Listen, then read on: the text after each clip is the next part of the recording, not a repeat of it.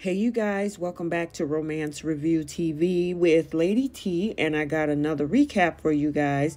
Married at First Sight UK Season 7 episode number 9. And we have tonight our first explosive commitment ceremony. We had some couples that seem to be doing pretty well, to say the least, and then we got another set of couples who are not so much so, and it also triggers one couple who was good, it seems, tonight to really implode at the end of this episode. So before we unpack this, take a second to make sure you're subscribed to the channel, and please don't forget to like and share. So it started off with all of our newly married couples meeting with the experts, and the experts said this is a no BS zone, so don't even try it. So our first couple we're going to talk about is Shanita and Jordan. Now both of them look pretty good. Jordan said that he's falling for Shanita, and I didn't expect anything different with these two. Their connection is absolutely on point. They were asked if they were intimate, and we even heard Jordan said about Shanita how Shanita told him, once you pop, you can't stop. So obviously they have sexual connection, they have physical chemistry, and their relationship seemed to be going pretty darn well.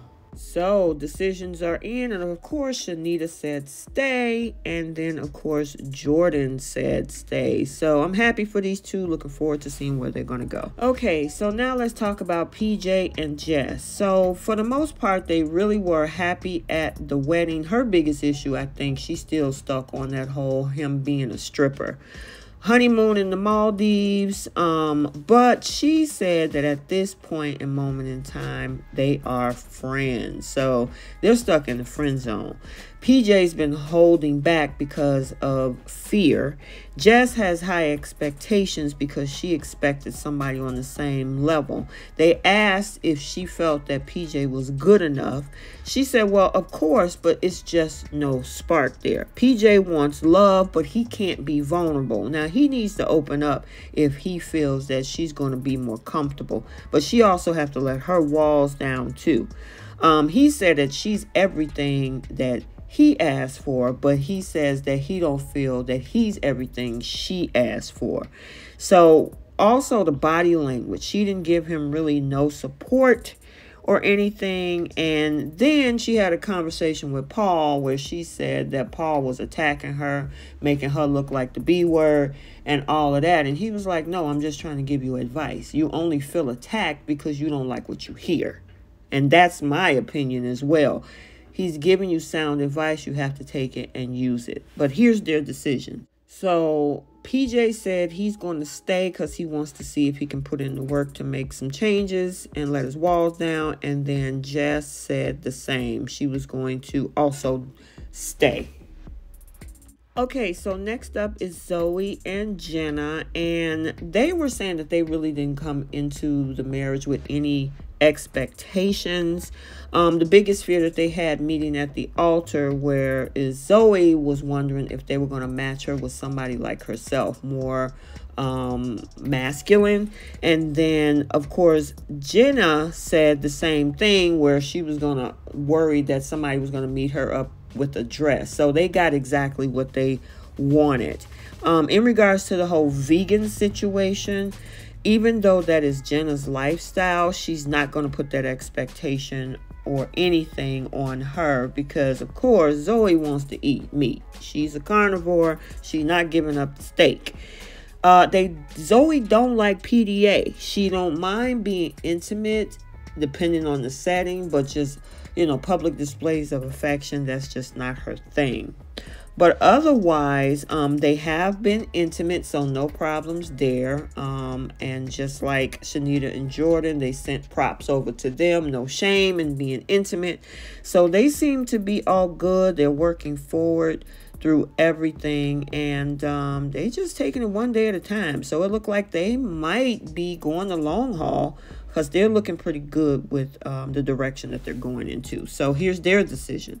So Jenna said, of course, stay. And then it's now Zoe's turn. And Zoe also decided to stay. So they're going to be here another week to work on their marriage. Okay, so next up is Kwame and Cassie. Now, they asked them what did they see when they first met each other at the altar. I remember her saying she really didn't like somebody who was skinnier and short, and wanted somebody a little bit thicker and taller. But she said that she did like his beard and his confidence here. On the flip side, we heard the whole thing about Kwame and the whole petite comment, but he did find her beautiful, and especially with the curves that she had. They described their relationship starting like a house on fire. And, she wanted to move further in the relationship, but he wants to move slow. But at the same time, he claims that he gets bored easily. And that kind of don't make sense, because if you want to move slow. And so he kind of explained it, said that's how he usually use quick in a normal world. But in this process, he wants to do something differently and be able to move a little bit slower. They see each other as friends, both of them. So they're stuck in the friend zone. I don't know. They could grow into something potentially later down the line. But at this point, I don't see it. But we'll have to continue to watch and see what the decision is. And they both decided to stay together and work through the relationship. Okay, so next up is George and April. Now, they had pretty good body language. They were all smiles in this commitment ceremony. They said that they're both sexually attracted to each other. There's been a lot of flirty banter going on, and they're building their intimacy. Now, they were asked whether or not, they are intimate or have been intimate. And she said they were close to having sex, but of course, no cigar. Now, she goes into this whole thing about being horny at dinner, and, I guess they laughed about it, but it's cute. They look like they have a better vibe than they had, which also bring up this whole conversation about her not having her side of the story at the whole dinner party, because he told that whole thing about the kissing incident, but nobody got her side of the story. So she described it as just a quick peck, and that's all it was. It was a dare. And so then he admitted to the fact that what really took him off on this whole situation is the fact that he was triggered from past relationships. You gotta leave those things in the past. You cannot make another person in your future pay for it. Now, I can understand him being kind of shocked by that, but if it was just a quick peck, I know I wouldn't do it. But he admitted that he kind of blew it out of proportion. I mean, that's not, like I said, that's not something I would do. I don't care if it's a game. I'm only kissing my significant other, okay? But in this case, obviously, she don't see it that way. She thought that he would have been interested in that, but not all guys are. But at least she was able to get her side of the story, and this is their decision. So George said stay. And then, of course, April followed suit, and she decided to stay and work on their marriage. Next up is Richie and Lara. So these two are doing absolutely great. You can tell by their body language that they're really happy and comfortable with each other. Now, I will say, even though they had that fantabulous wedding, the things that they had to work on is trying to bridge the gap, between her, having children, being married before, and him never being in love. She described Richie as being a project. It seems like he's more in a mindset of one versus two of us. And with all of her admitting this to the experts in the commitment ceremony, he said he's never heard that until today. I think she should have communicated that. I will say that he is very open-minded, because he said that he learned more in this past 1 week than he has done in 20 years. And everybody was happy to hear that. A lot of honest emotion. They're open to change, especially him. And they're both looking forward to seeing where this marriage can progress. Okay, so now it's time for Thomas and Adrian, and they got started with Mel asking Adrian if, he's getting the real Thomas, because Thomas likes to perform in real life. He was like, no. He felt like he couldn't have a conversation because he don't know what he was dealing with, but he quickly, began to get the defensiveness and insecurities that was coming through. And he said the bigger Thomas got, the smaller I got. The louder Thomas got, the quieter he got. And Mel was like, you know what, we can't have that. Thomas said that, he felt his personality was similar to a wallflower in one tone. And he's like, never in my life would anyone describe me that way. Now, when Thomas did actually get his time to speak, he was like, I am a lunatic, so I'm fully aware of what I am. I really work hard, and that's fine, but I want to be the best version of my hard work that I can be. Question is, can these two push past all of the issues that they have? Because after them having this conversation on the couch, they did make a decision to actually stay together. And it's going to take something to trigger them to make this whole thing pop. And I think it's going to happen later on this episode. And we'll find out. Just wait. Okay. Let's talk about this dumpster fire of a relationship. And I'm not happy with Duca and what he had to say.